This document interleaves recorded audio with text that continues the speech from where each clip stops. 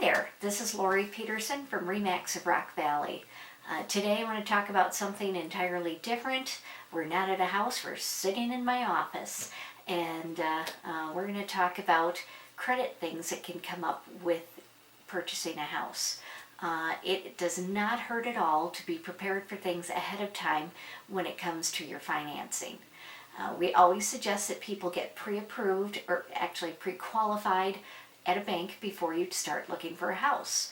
They can give you an idea of what exactly your budget is, so you're looking for the right appropriate houses in the appropriate price range.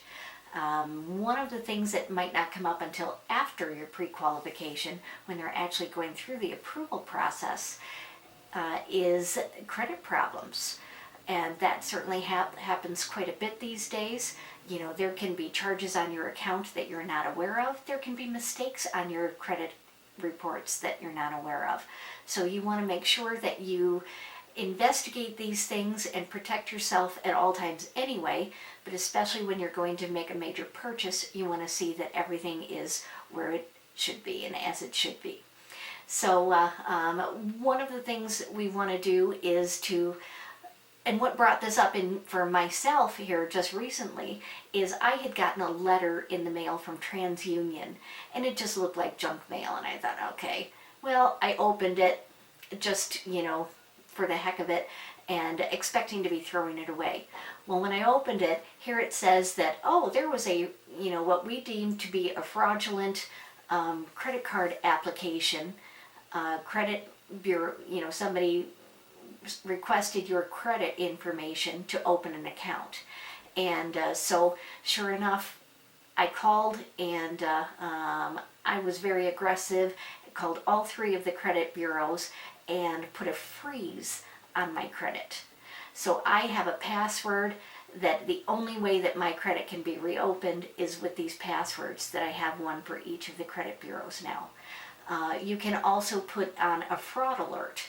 So with a fraud alert, what you're going to do is you have to recognize fraud.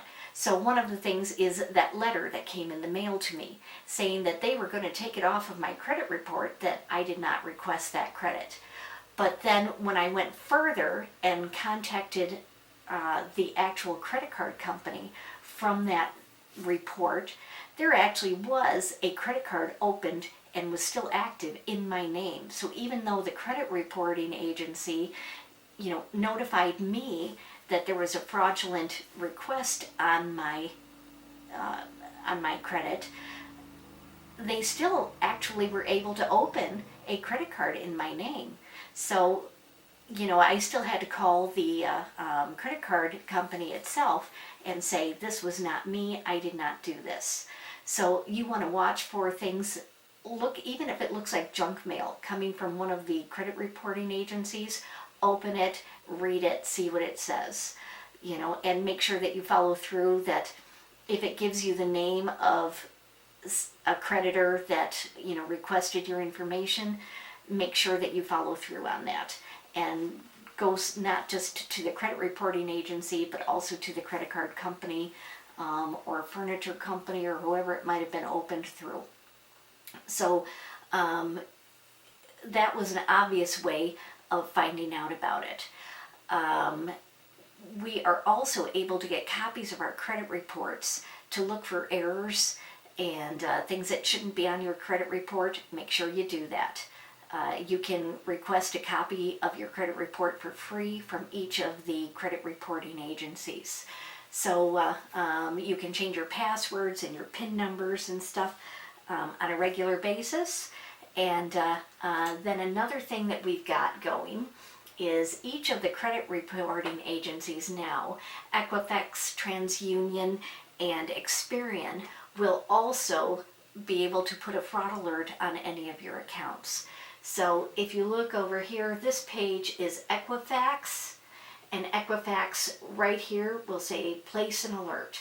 So you just click on the place an alert, and it will help you through the process of placing a fraud alert on your account. So then TransUnion has the same thing. Here is their fraud alert page. You can add right here a fraud alert. You can remove a fraud alert. You can put in, I'm a victim of identity theft. For each of these credit bureaus, everybody has their websites that are going to give you a lot of information as to how you go about things. So here is Experian, add a fraud alert, learn how to respond to identity theft, remove a fraud alert, and review a copy of my report. So always look at your report. There might be things that are mistakes on there, things that should have been removed years ago and never were, so make sure that you're doing that. So then we have some other things to be careful of. On your credit card, you can see here there is an RFID icon, and back there it's got the 4 little lines showing that it's a Wi-Fi connection. These are cards that you can just tap them on the machines at any particular lender, or not lender, any stores and things. So if it's got those 4 little lines that show that it's a Wi-Fi connection from your card to their card reader, you can also keep in mind that people who are walking through crowds may have one of these scanner things in their hand, in their pocket, and if you've got that and they've got that, they can get all the information from your credit card. So be very careful about having that. So they also, when you see on here the RFID icon, if you Google or there's all kinds of places that sell wallets that are RFID protected.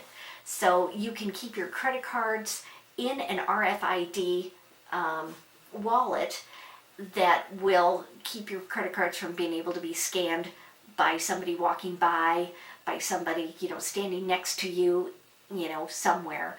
So make sure that you look into getting one of those. It's an excellent idea. You can buy them just about anywhere. You can look for multiple sources for them online. And that's an RFID wallet. And, okay, Soren, what does the RFID stand for? I believe it's radio frequency identification. Radio frequency identification. That's my guess. That's Soren's guess, and Soren knows a lot of stuff. So pick up a wallet to protect your credit cards. That's going to be a good, healthy way to do things. Then also when you go to like a gas station or any number of places like ATM machines, and even in some stores, you have to be watching out for some skimmers. Here's a couple of examples of skimmers. Like here is just a green chunk that they put on here, and you would insert your card in through here, and it's stealing your information.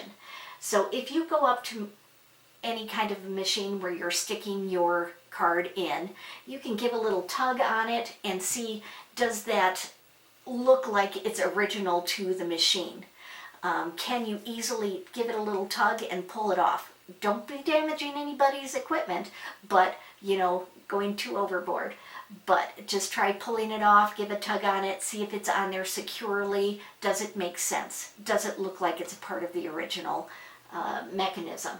So watch out for skimmers. So that's an example. And here's a very sophisticated skimmer where they actually, here's the original machine at the store, and somebody has actually created a skimmer that covers that entire machine. So you want to be especially careful because that's pretty legitimate looking. So that you're being safe. Just being aware of it will help you a lot. So make sure that before you go to buy a house, before you even go, get pre-approved, pre-qualified from a bank, and check your credit report, look for any errors, look for any fraud. You can get copies from each of your credit reporting agencies multiple times. They're more liberal with giving out this information in your credit report for free right now because there is so much credit fraud going on. So protect yourself, protect your potential of being able to buy a house. So thanks so much for listening today. I'm a rambler. I talk too much, but just give me a call when you're ready to buy a house or start looking for a house. My phone number is 815-973-2180, and I look forward to hearing from you. Thanks. Bye-bye.